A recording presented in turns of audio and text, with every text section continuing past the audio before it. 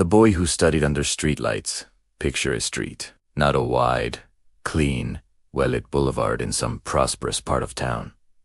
No, a narrow lane, cracked pavement, the smell of dust and damp concrete. Somewhere in a city that never quite made it onto anyone's map of success. The kind of street where people sleep early because there is nothing left to hope for at night. But if you walk down that street at 10 o'clock, 11 o'clock, sometimes even past midnight, you will see something. A boy, sitting cross-legged beneath a streetlight, his back against a pole. A worn-out notebook on his knee. A pencil, just a stub.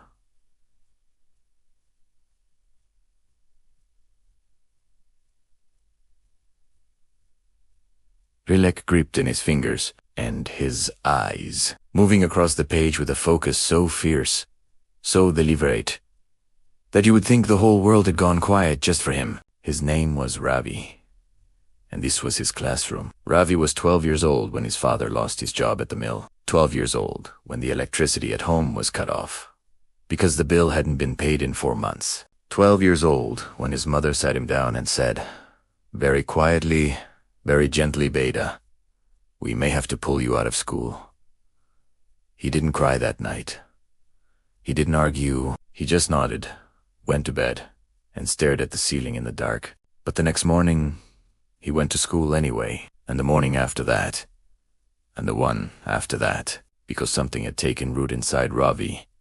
Something that poverty could inconvenience, but could never uproot. A belief.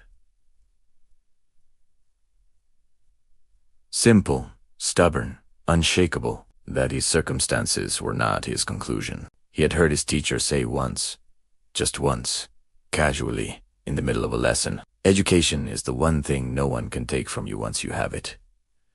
Most of the class had forgotten those words by lunch. Ravi carried them like a compass for the rest of his life. The problem was real and it was practical. No electricity meant no light. No light meant no studying at night. And in a home with 4 children, 2 working parents, and 1 small room, daytime was chaos. There was no quiet corner, no desk, no space to think. So Ravi made a decision that would define him. He picked up his books.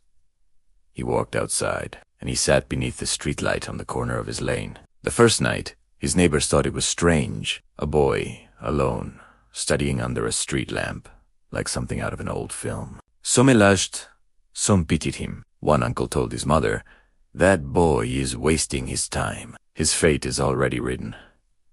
Ravi heard it all, and he opened his notebook anyway. Night after night, he returned. Rain or heat, cold or exhaustion, he would finish whatever small work he had done during the day, helping carry things at the market, running errands, and then he would take his books and walk to that light. That circle of yellow light became sacred to him. Within it, he was not poor. Within it, he was not limited.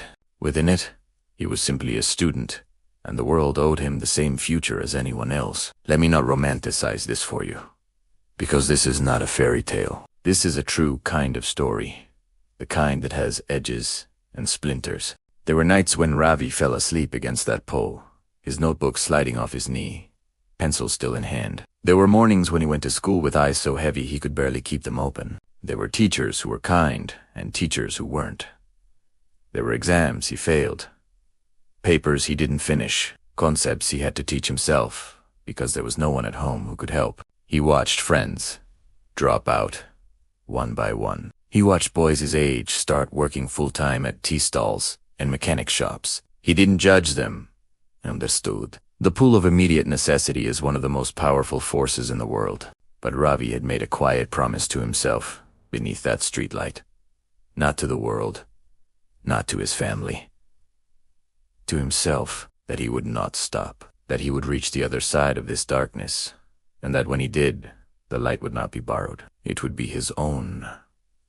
One evening, a teacher named Mr. Fernandez stayed late at school to lock up. As he drove home, he passed Ravi Street and caught sight of the boy in his usual spot, head down, pencil, moving, surrounded by nothing but concrete and lamplight. He stopped the car, he walked over, he didn't say much. Justas, kid, what are you studying?" "Mathematics, sir." "Why here?" No light at home, sir. Mr. Fernandez stood there for a long moment. Then he said, "Come to my classroom tomorrow before school starts. The door will be open." That one sentence changed the trajectory of Ravi's life. Not because Mr. Fernandez solved his problems, he didn't. But because he saw him, because one human being looked at another and said, "You matter, what you are doing matters, and I will not walk past it." Sometimes, that is all it takes. One door held open, one person who decides not to look away. Ravi earned a scholarship at 16. He was the first person in 3 generations of his family to attend university. He graduated with honors. He became an engineer. He built things, bridges, systems, structures that improved the lives of thousands. But here is what Ravi himself said, years later, when asked about his success. "People ask me how I did it. They expect some secret, some formula. But the truth is embarrassingly simple. I just refuse to stop." Every night, that street light came on, and I treated it like an invitation, like the universe was saying, "Here's your chance. What are you going to do with it?" That street light is still standing on that corner. It doesn't know what it did. It was just doing its job, but Ravi knew what he was doing. Every single night. And that is the lesson I want to leave with you today. You may not have the perfect environment. You may not have the resources, the connections, the comfortable starting point that others take for granted. The world may have handed you a harder set of cards than you deserved. But somewhere in your life, right now, there is a streetlight. It might be a library that's open late, a YouTube tutorial at midnight, a book someone lent you, a quiet hour before the house wakes up, a moment of stillness in the middle of chaos. The question is not whether the light exists. The question is whether you will sit beneath it and open your book, because your circumstances are not your conclusion. The light is on. The rest is up to you.